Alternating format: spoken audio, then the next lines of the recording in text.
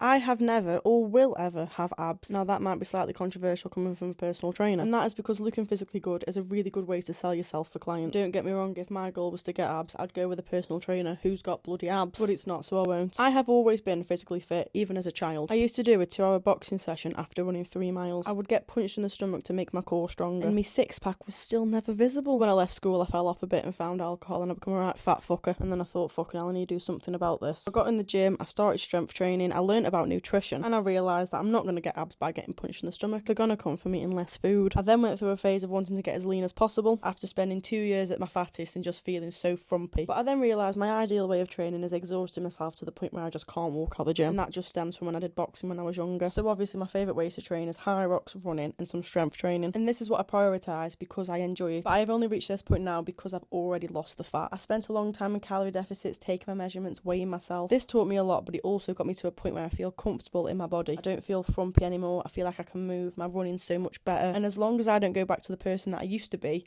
I'm happy as I am. So that's why